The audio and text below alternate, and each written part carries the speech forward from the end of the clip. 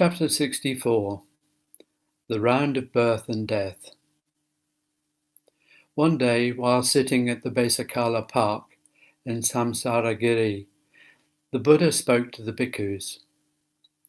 Bhikkhus, I want to tell you about the 8 realizations of great beings. Venerable Anuruddha has already spoken about these 8 realizations before. They are the realizations taught by great beings to help others overcome forgetfulness and attain enlightenment. The first realization is the awareness that all dharmas are impermanent and without a separate self. By contemplating on the impermanent and non-self nature of all dharmas, you can escape suffering and attain enlightenment, peace, and joy. The second realization is the awareness that more desire brings more suffering.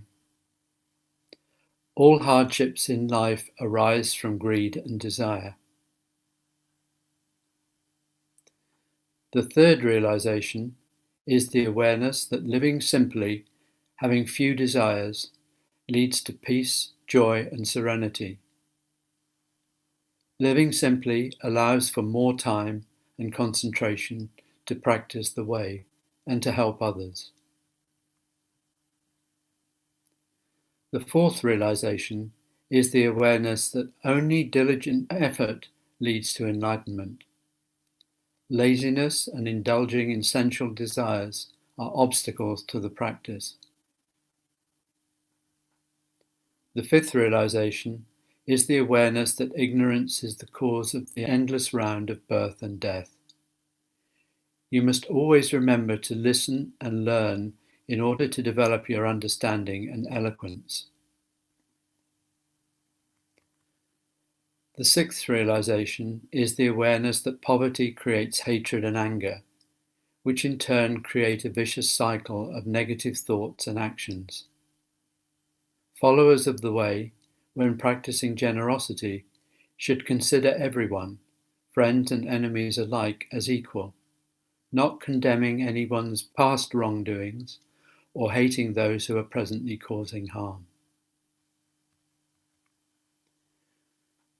The seventh realization is the awareness that although we dwell in the world to teach and assist others, we should not become caught up in worldly matters. One who leaves home to follow the way possesses only 3 robes and a bowl. He always lives simply and looks at all beings with the eyes of compassion. The 8th realization is the awareness that we do not practice for our individual enlightenment alone, but devote our whole being to guiding all others to the gates of enlightenment. Bhikkhus, these are the 8 realizations of the great beings. All great beings, thanks to these 8 realizations, have attained enlightenment. Wherever they go in life, they use these 8 realizations to open their minds and educate others, so that everyone may discover the path that leads to enlightenment and emancipation. When he returned to the bamboo forest at Rajgaha, the Buddha was informed that Bhikkhu Vakkali was gravely ill and hoped to see the Buddha before he died. Vakkali's attendant came to see the Buddha. After bowing 3 times, he said, "Lord, my teacher is very ill. He is staying in the home of a lay disciple who is a potter. He asked me to come and bow before you in his place." The Buddha turned to Ananda and said, "We will go at once to visit Venerable Vakkali." When he saw the Buddha enter the room, Bhikkhu Vakkali made a great effort to stand up. "Please, Vakkali," said the Buddha, "don't try and sit up. Ananda and I will sit close to the bed on these chairs." After he and Ananda were seated, the Buddha said, "Vakkali, I hope your strength is improving and that the pains in your body are easing.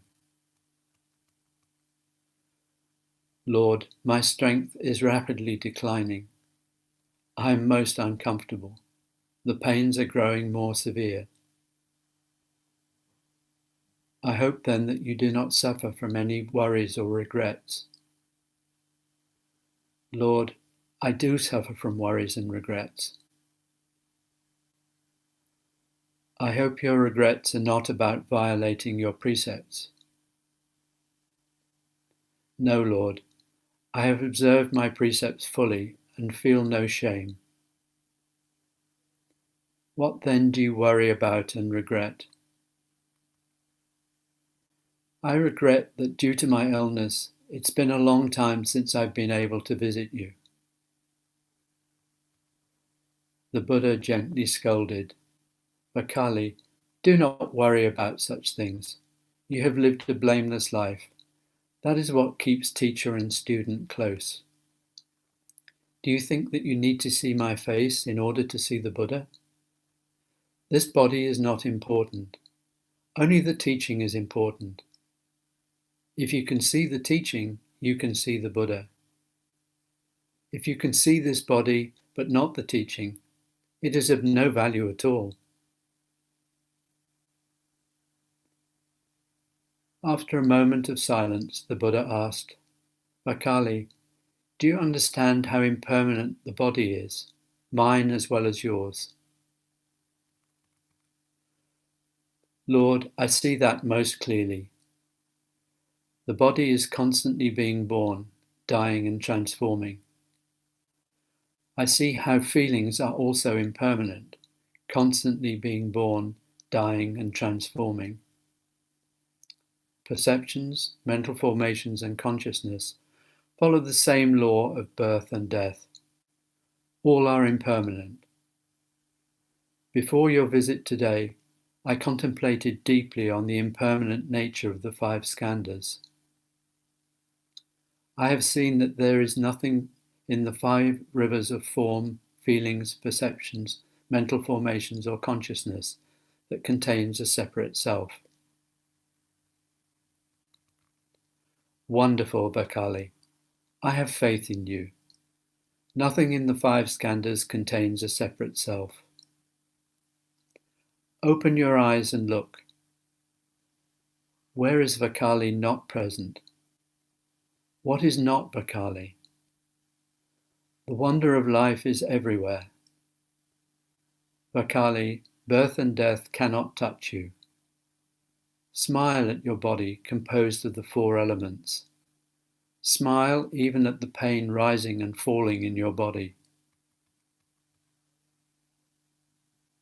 Tears glistened in Vakkali's eyes, and he smiled. The Buddha stood up and took his leave. When the Buddha and Ananda were gone, Vakkali asked his friends to carry him on his bed to Isagili mountain. He said, how can someone like me die in a room? I want to die on the mountainside beneath the spacious skies. His friends carried him to Isagili. That night the Buddha meditated deep into the night. In the early hours of the morning, he told a number of bhikkhus he met near his hut, go and visit Vakkali and tell him there is nothing to fear. His death will be peaceful and blameless. Tell him to put his heart at rest. I have great faith in him. When the bhikkhus found Venerable Vakkali at Isagili, they told him they carried a message from the Buddha. Vakkali said, please friends, lift me off this bed and place me on the earth. How can I lie on a high bed while receiving the Lord Buddha's words? They did as he asked, and then repeated the Buddha's words. Vakkali joined his palms and said, brothers, when you return to the monastery, bow 3 times to the Buddha on my behalf, and tell him that Bhikkhu Vakkali is deathly pale and in terrible pain. Vakkali sees that the 5 skandhas are impermanent and without a separate self. Vakkali is no longer bound by the 5 skandhas. In his last moments, Vakkali has released all fears and worries.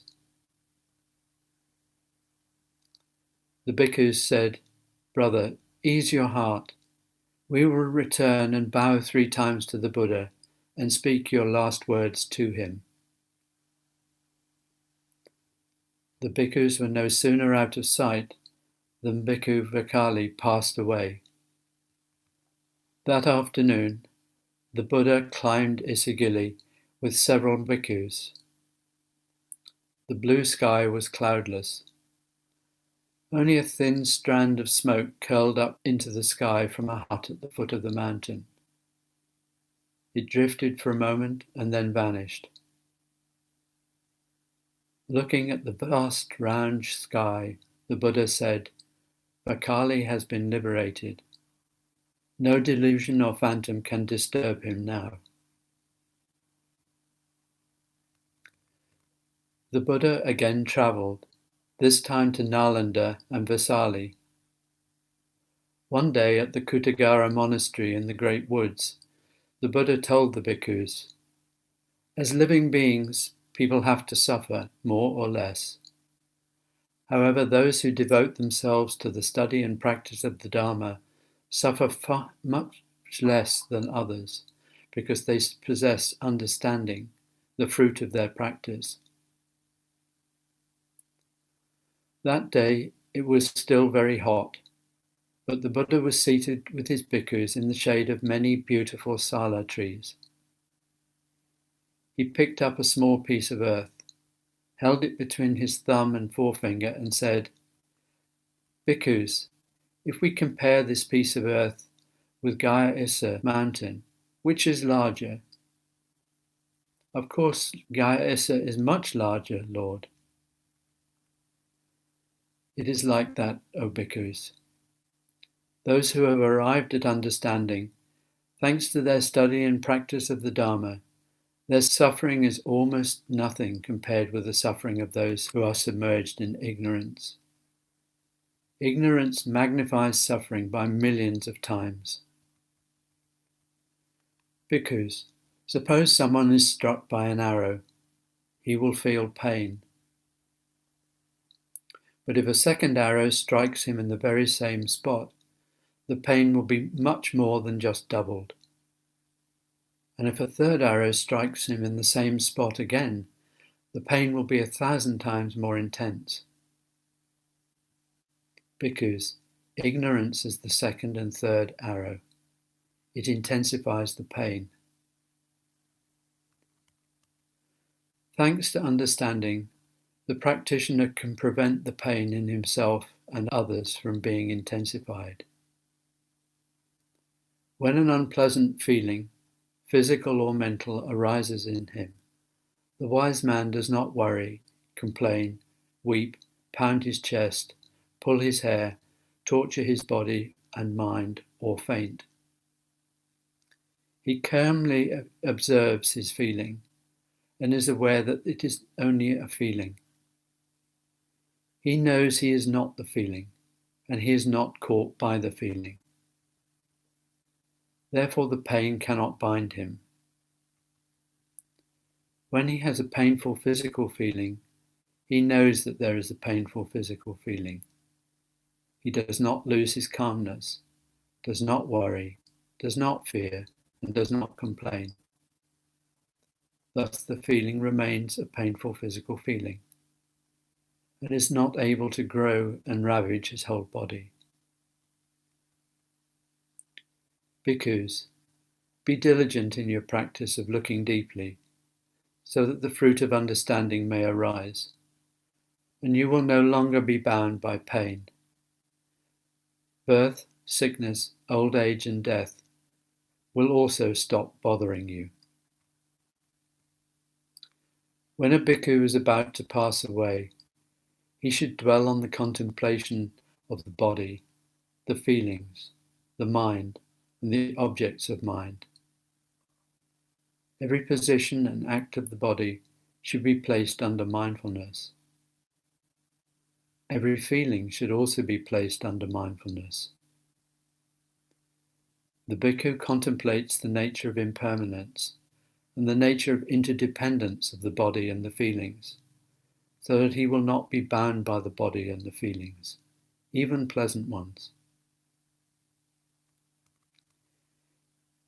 If he needs all his strength to bear the pain, he should only observe, this is the kind of pain that needs all my strength to bear. This pain is not me. I am not this pain. I am not caught in this pain.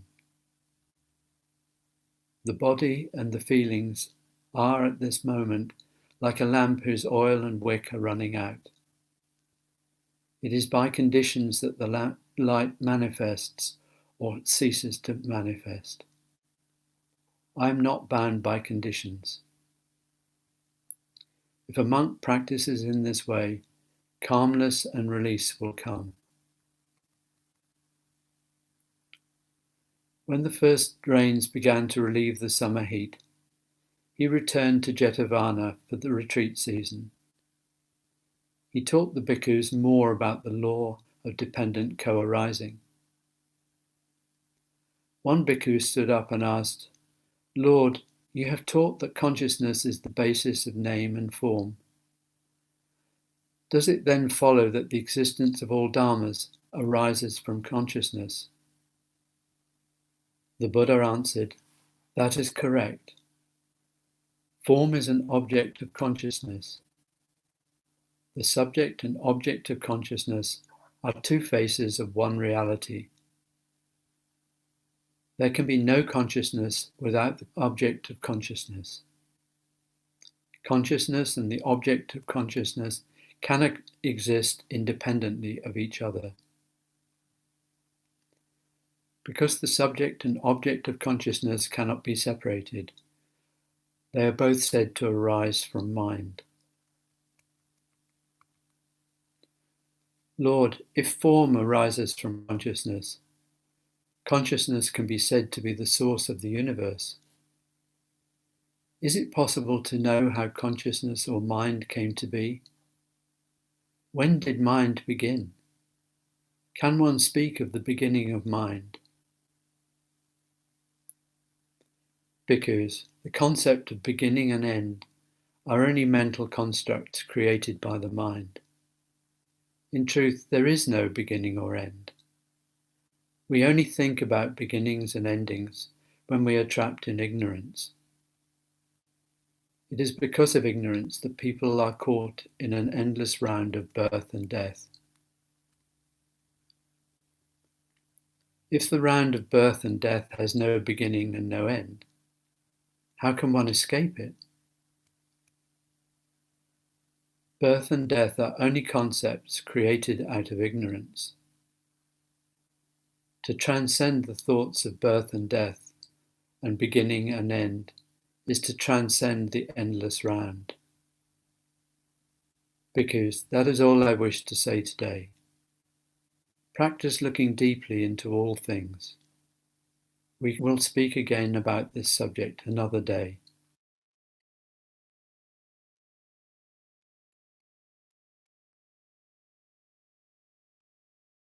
Chapter 65.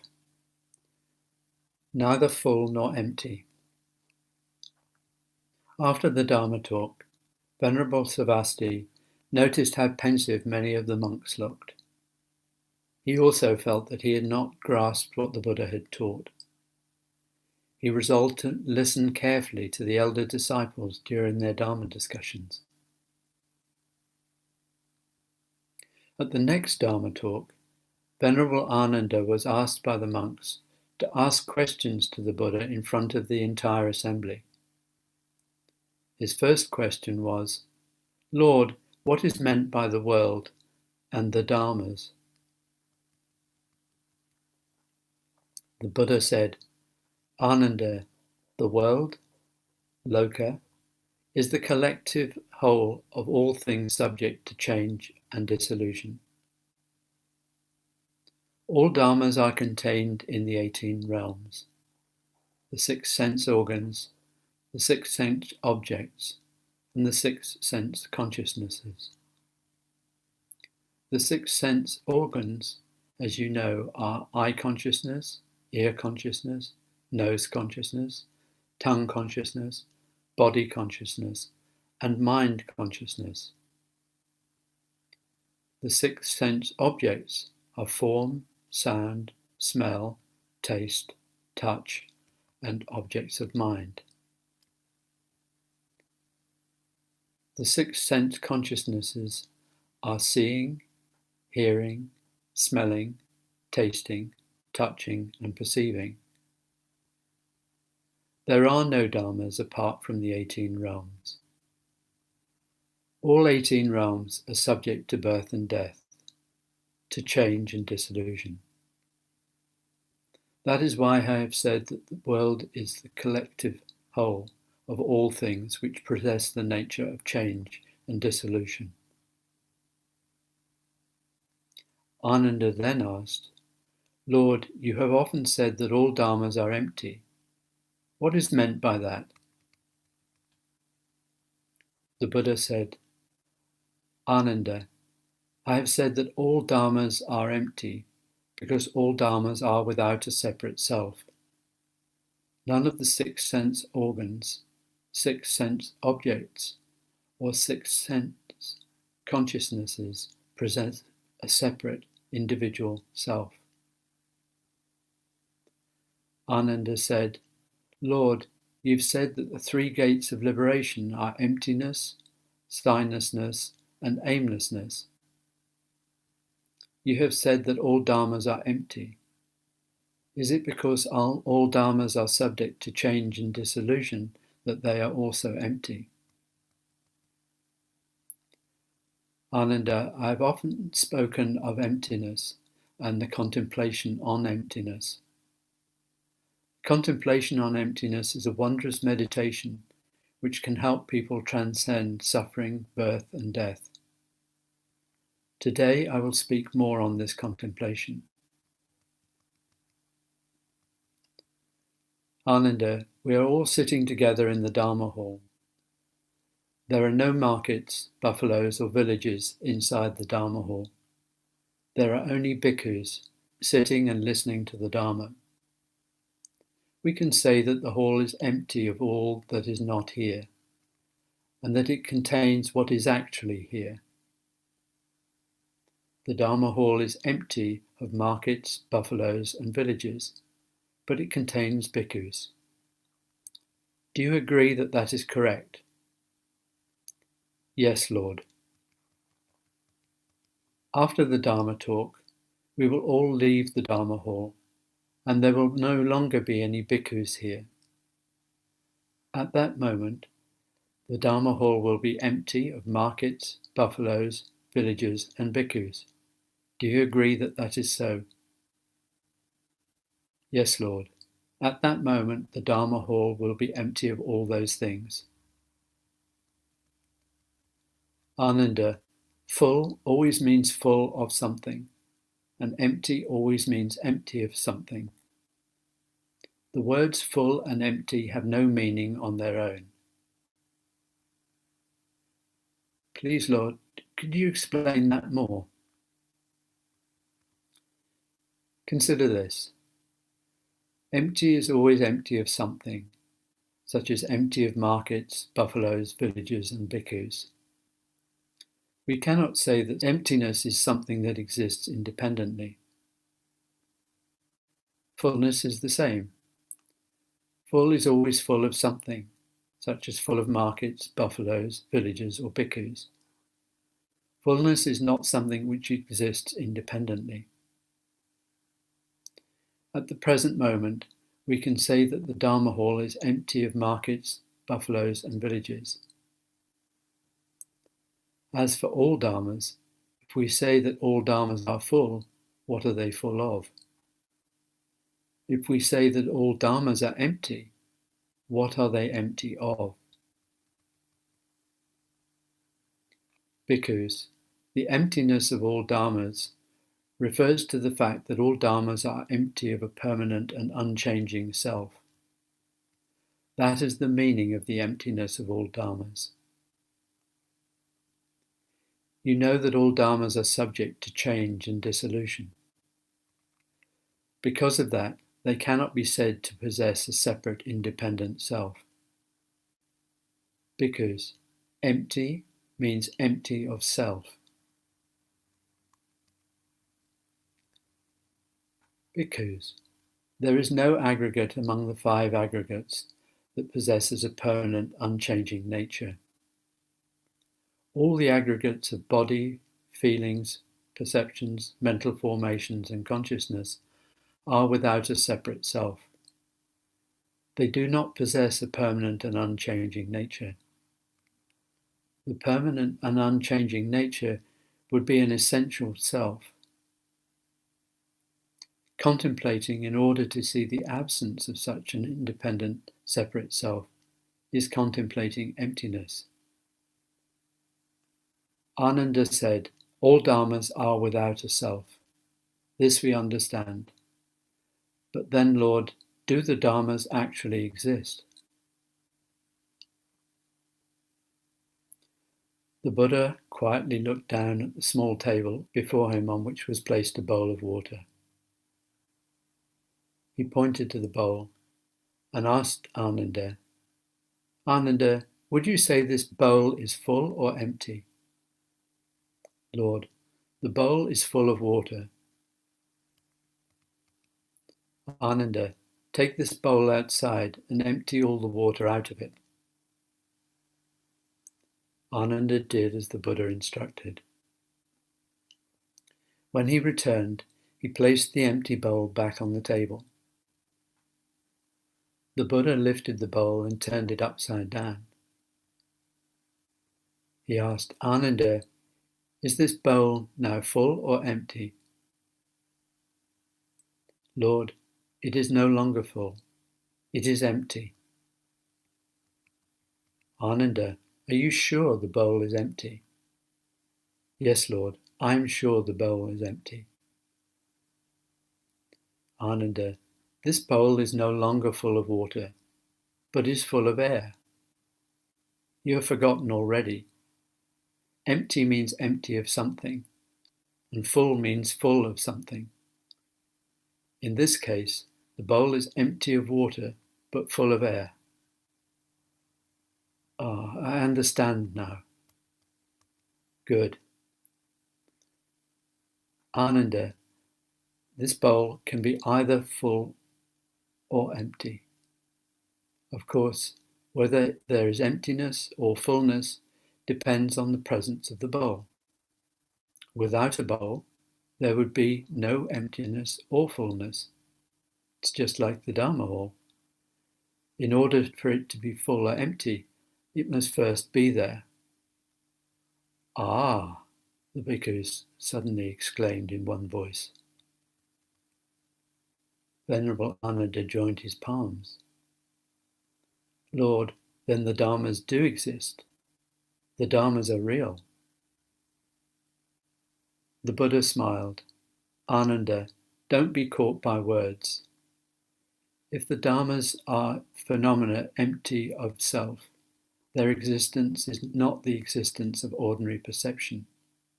Their existence has the same meaning as emptiness. Ananda joined his palms. Please, Lord, can you explain that further? Ananda, we've spoken about an empty and a full bowl. We've also spoken about an empty and a full Dharma hall. I have spoken briefly about emptiness. Let me speak more about fullness. Although we have agreed that the bowl on the table is empty of water, if we look deeply, we will see that that is not entirely true. The Buddha lifted the bowl and then looked at Ananda. Ananda, amongst the interwoven elements that have given rise to the bowl, do you see water?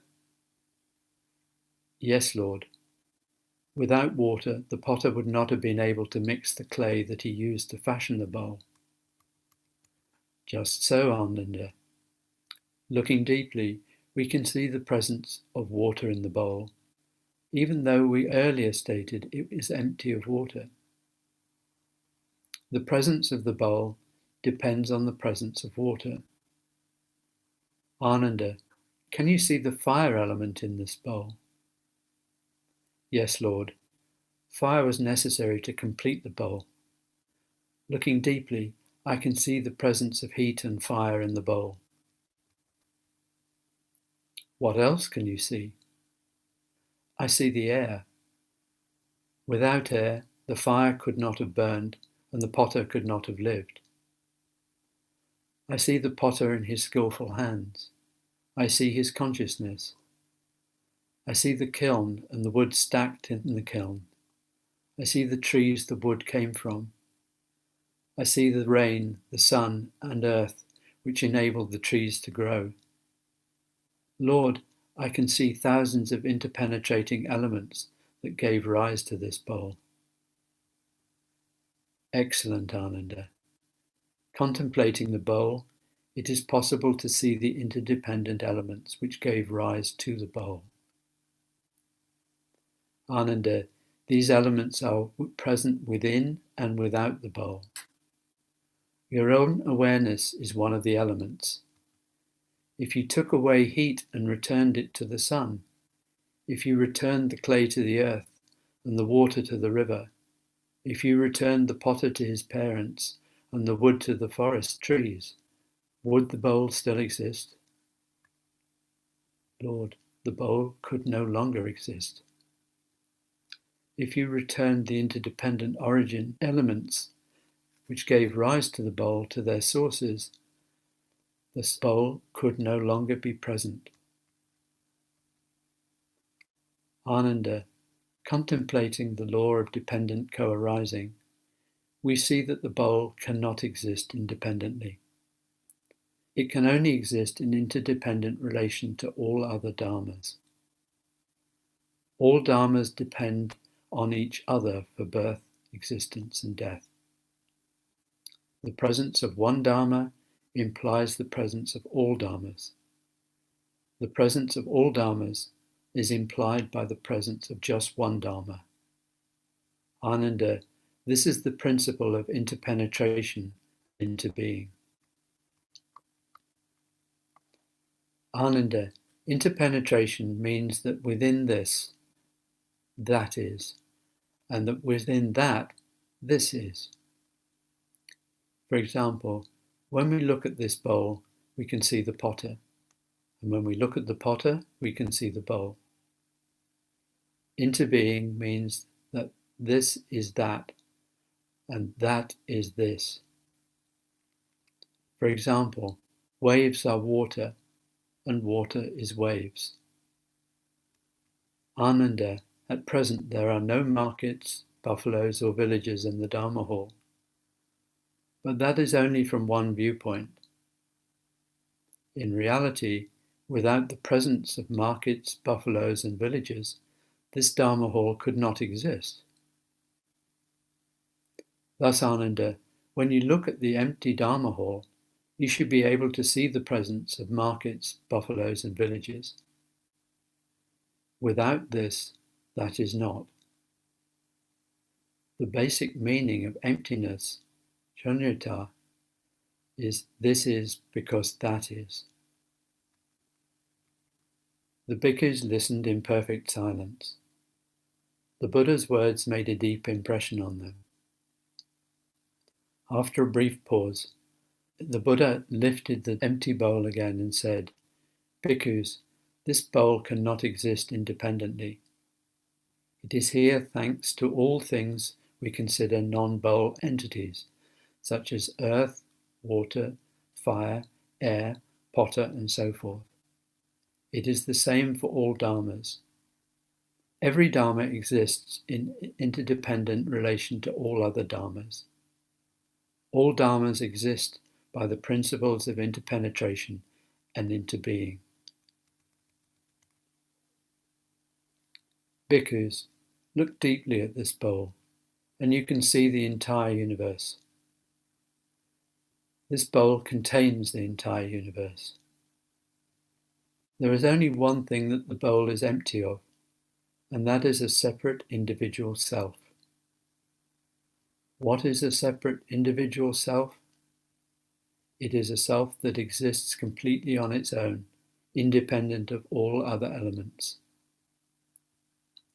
No Dharma can exist independently from other Dharmas. No Dharma possesses separate, essential self.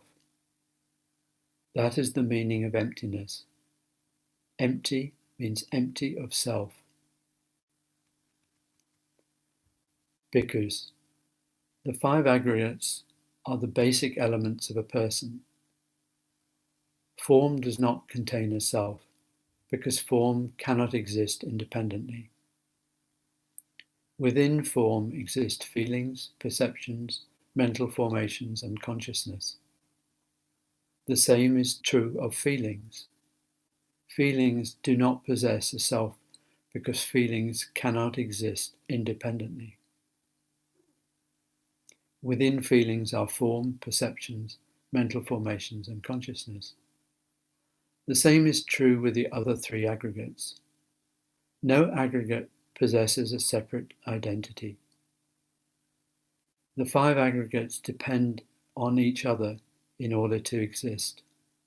Thus, the 5 aggregates are all empty. Bhikkhus, the 6 sense organs, the 6 sense objects, and the 6 sense consciousnesses are all empty. Every sense organ, every sense object, and every sense consciousness depends on all the other sense organs, sense objects, and sense consciousnesses in order to exist. No sense organ, no sense object, no sense consciousness possesses an independent, separate nature. Bhikkhus, let me repeat this so it will be easy for you to remember. This is, therefore that is. All dharmas depend on each other in order to exist. Thus, all dharmas are empty. Empty here means empty of an independent, separate self.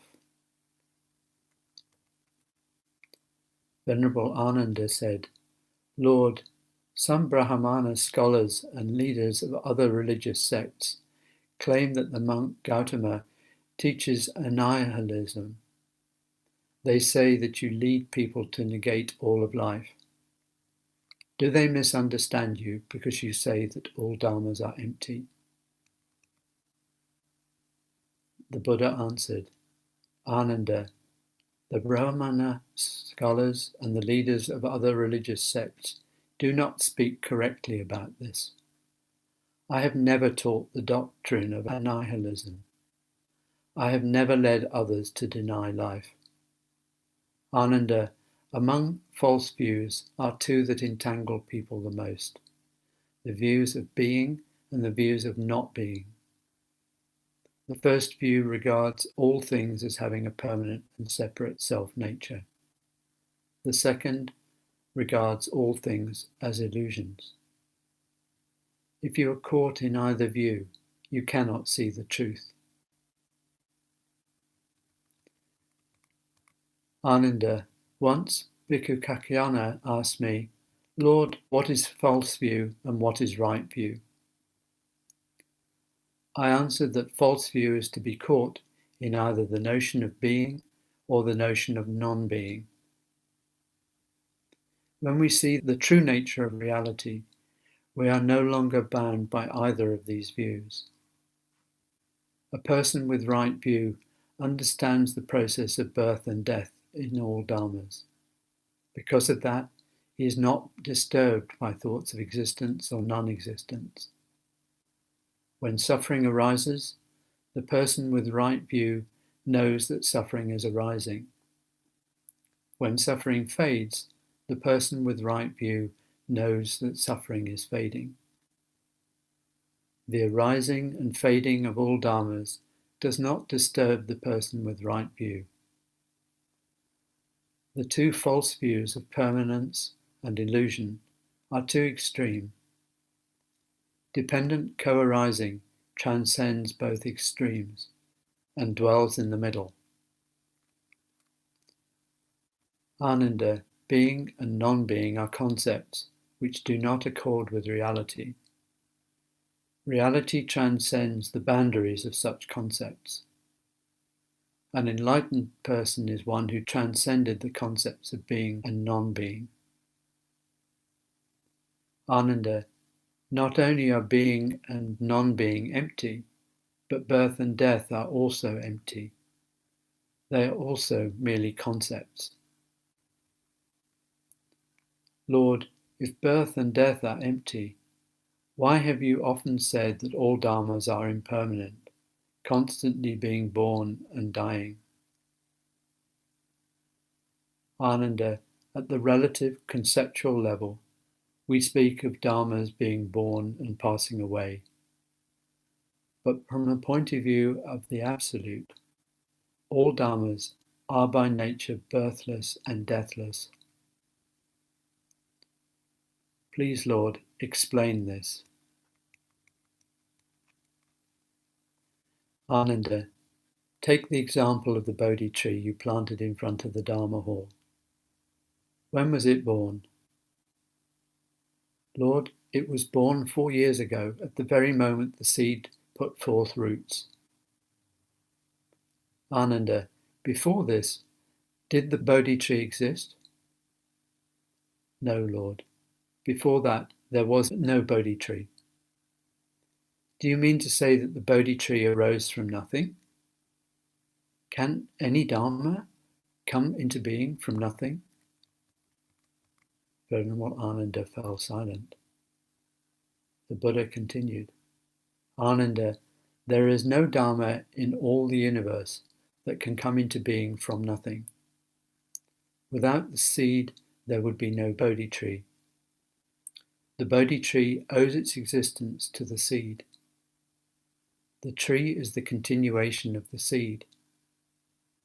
Before the seed penetrated roots into the earth, the Bodhi tree was already present in the seed. If a Dharma is already present, how can it be born? The Bodhi tree's nature is without birth. The Buddha asked Ananda, after the seed penetrated roots into the earth, did the seed die? Yes, Lord. The seed died in order to give birth to the tree. Ananda, the seed did not die. To die means to pass from existence to non-existence. Is there any Dharma in all the universe which can pass from existence to non-existence? A leaf, a mote of dust, a trail of incense smoke, none of these can pass from existence into non-existence. All these dharmas transform into different dharmas. That is all. The Bodhi tree is the same. The seed did not die. It transformed into a tree.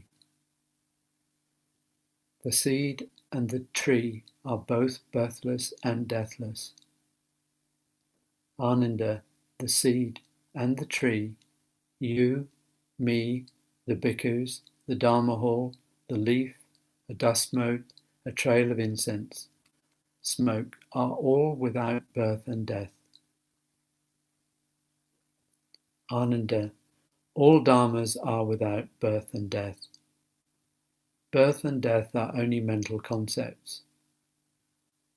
All dharmas are neither full nor empty, neither created nor destroyed, neither defiled nor immaculate, neither increasing nor decreasing, neither coming nor going, neither one nor many. All these are merely concepts. Thanks to the contemplation on the empty nature of all dharmas, it is possible to transcend all discriminating concepts in order to realize the true nature of all things. Ananda, the true nature of all things, is that there is neither full nor empty, birth nor death, becoming nor dissolving. It is based on that true nature that the world of birth and death, fullness and emptiness, becoming and dissolving, arises. If not, how could there be a way out of birth and death, fullness and emptiness, becoming and dissolving? Ananda, have you ever stood on the seashore and watched the waves rise and fall on the surface of the sea? Birthlessness and deathlessness are like the water. Birth and death are like the waves. Ananda, there are long waves and short waves, high waves and low waves. Waves rise and fall, but the water remains. Without water, there could be no waves. The waves return to water. The waves are water. Water is waves. Though the waves may rise and pass away, if they understand that they themselves are water, they will transcend notions of birth and death. They will not worry, fear, or suffer because of birth and death. Bhikkhus, the contemplation on the empty nature of all dharmas is wondrous. It leads to liberation from all fear, worry, and suffering. It will help you transcend the world of birth and death. Practice this contemplation with all your being. The Buddha was finished speaking. Savasti had never heard the Buddha speak more profoundly or wondrously. The eyes and smiles of the Buddha's senior disciples radiated happiness. Savasti felt he understood the Buddha's words, but had not penetrated their deepest meaning. He knew that Ananda would repeat the entire Dharma talk in the coming days. He would then have an opportunity to learn more by listening to the senior disciples discuss what the Buddha had said.